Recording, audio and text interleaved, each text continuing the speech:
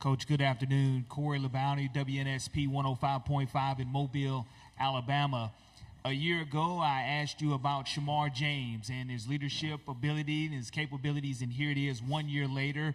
He is a representative for and an ambassador for the Florida Gators. Talk about his progression health-wise and, again, why you chose him and what he means to the Florida football program. Shamar is, let me tell you what, man, Shamar is a lot of fun to be around.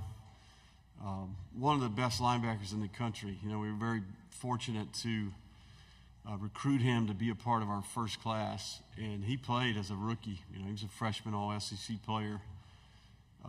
Shamar's got some, you know, he's a little wise for his age, I would say. You know, he's got good maturity. He can see the big picture, picked it up quickly, didn't even report early. He came in the summer, so all SEC. Then he started the first 8 games. You know, my nickname for Shamar is the eraser, right? Because he can make you right on defense, right? So him getting hurt was a big deal to our team. You know, I think getting him back, not only his production but his leadership, his example, big deal to get him back.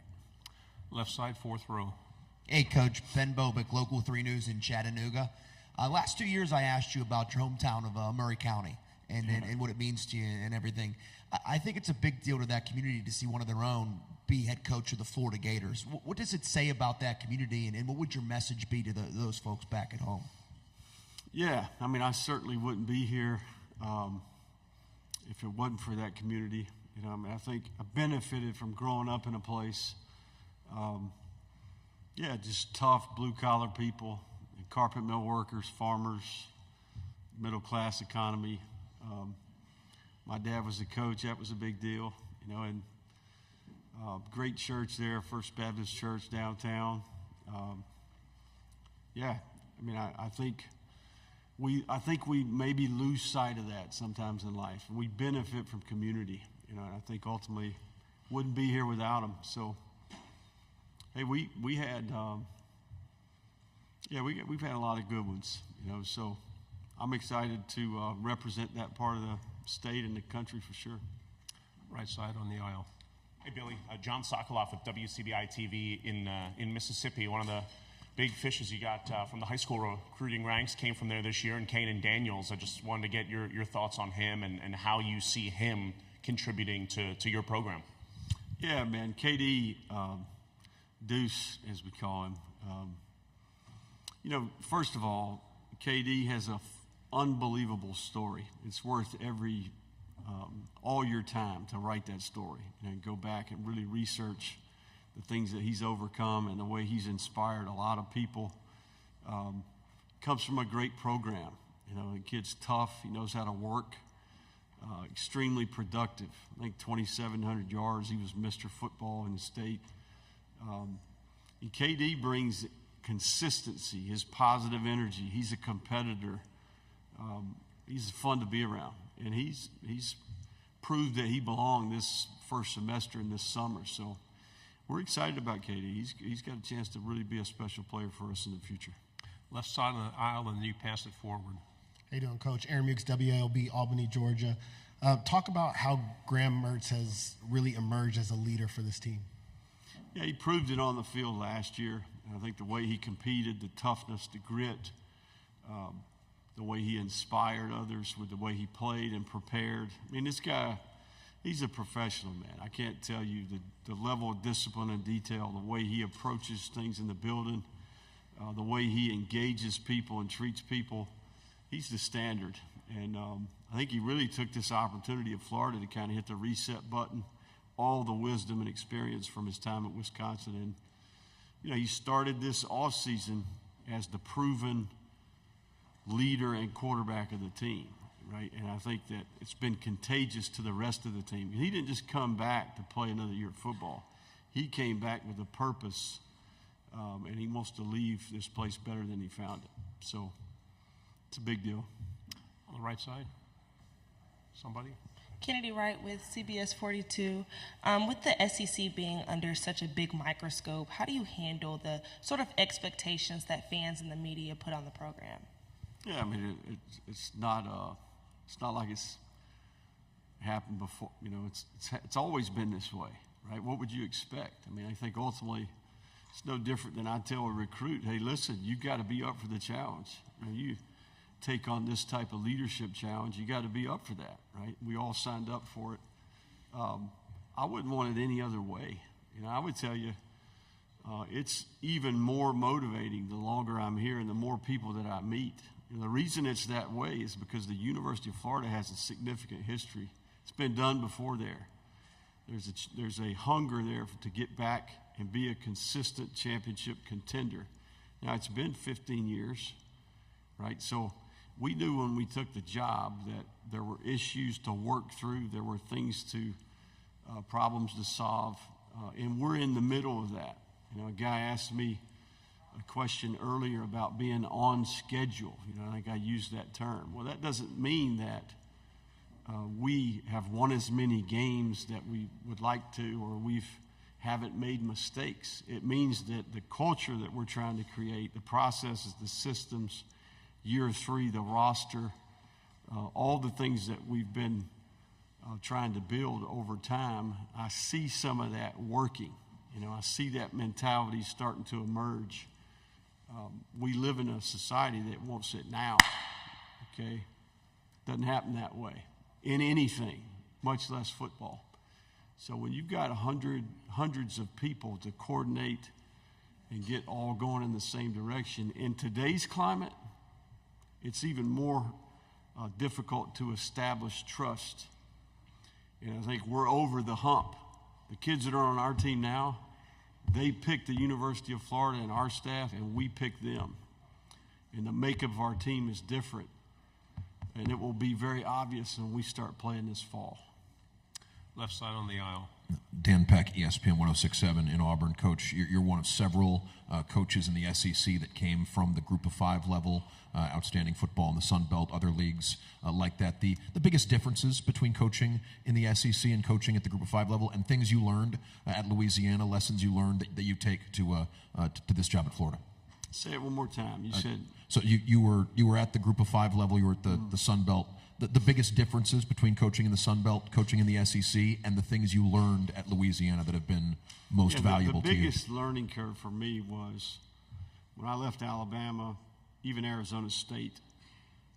When I went to Louisiana, December signing period began, right? So that evolution of the Power 5 level of football and the pace of recruiting, the sped-up evaluation process, the June official visits, right, how that affected the entire workflow and structure, that was the biggest learning curve. At Louisiana, we didn't have an official visit in June.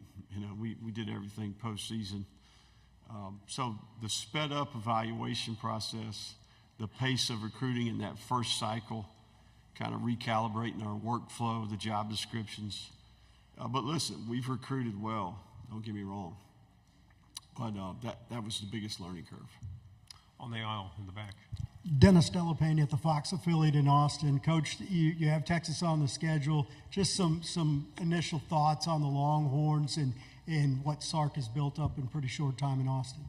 Yeah, no, Sark's got nothing but respect for Sark. Having worked on the same staff as him, you know, he's extremely bright. He's always done a good job offensively.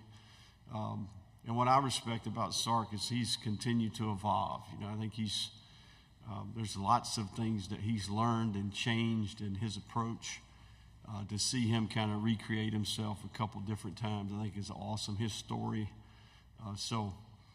Yeah, I mean, I think we welcome Texas to the league, you know, and we're excited about going to Austin to play this fall. Left side, third row.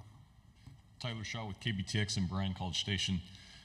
A couple of your former coaches, defensive coaches, Jay Bateman, Sean Spencer, are now at A&M. Just kind of what kind of coaches are both of them, and you know, what will they bring to A&M?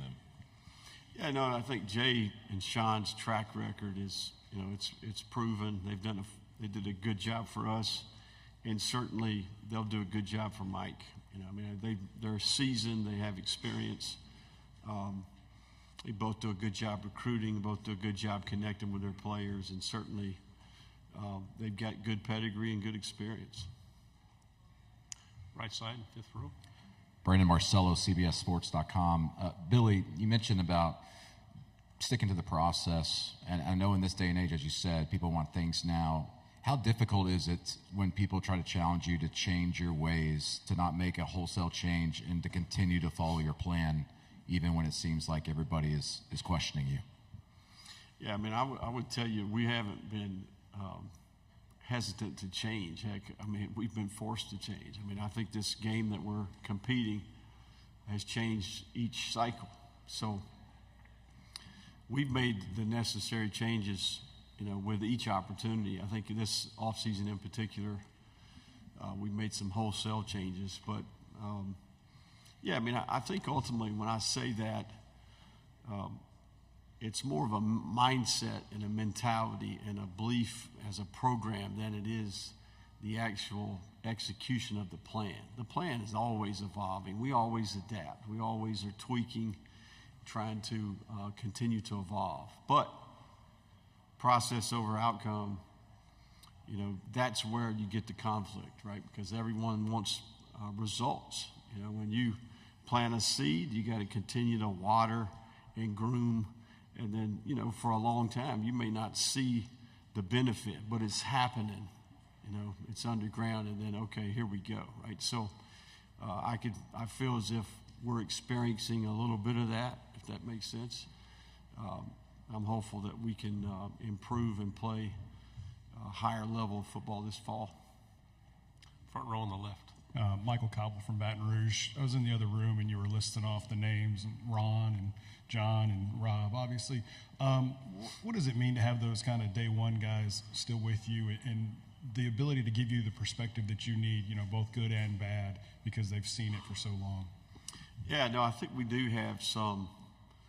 We've had most staffs lose 25 to 30% of their staff each cycle. We've had our fair share. I think we've got 5 assistants in the NFL now. We've made some changes on defense this past year. Ron Roberts has been phenomenal. I mean, I think Ron, if you dig into his history, the number of coaches that he's mentored and developed as an FCS head coach, and then obviously he was with me the first 2 years at Louisiana. We went from 124th to 18th in the country in defense, right? So it's great to have him leading the defense, that veteran experience. He went on to do great things at Baylor and at Auburn. They played high caliber defense at both those stops. So I think that's going to prove to be really beneficial for the Gators. 2 quick ones, front row and then third. Hey, Coach Jacques, you say WAFB in Baton Rouge. Coaching changes happen. You've been asked about a couple of your assistants, but just curious, what did you take away from Corey Raymond working a couple of years with him as he now comes back to LSU? Yeah, no, I love Corey. I've known Corey for a long time, man. I used to, when I coached receivers at Alabama and he was coaching the secondary, you know, it was first rounder against first rounder every year, you know, and I think we had some great battles. He did a good job for us. You know, I think we hadn't been as productive as we would like on defense. You know, we felt like we needed to shuffle the deck a little bit. So Corey's proven he's done a great job. I've got nothing but respect for Corey. Final question on the left, third row. Jesse Doherty, Washington Post. Billy, are you worried at all about how much your guys are going to be playing this video game heading into the season? Yeah, Montrell slept the whole way here, you know. Well, not the whole way, but he admitted to me, he confessed that he was up until 2 a.m. last night playing the game. So, yeah, but I'm going to tell you something. We had Monday, we've got a relationship with EA Sports, and we had early access to the game. You know, we had our team in our Gator room. We broke our accountability teams up into bracket. They had to select 2 players to play for each team, and we had 4 stations set up. We had pizza, we had wings. And, man, I'm going to tell you, you talking about compete, you talking about energy in the room. I mean, it was the craziest thing I've ever seen. So it was a lot of fun. You know, I think our guys had a lot of fun playing the game, and it's cool to see them. It had to be Florida on Florida. To see them playing with guys that are in the room, guys in the room make a play, they're going crazy.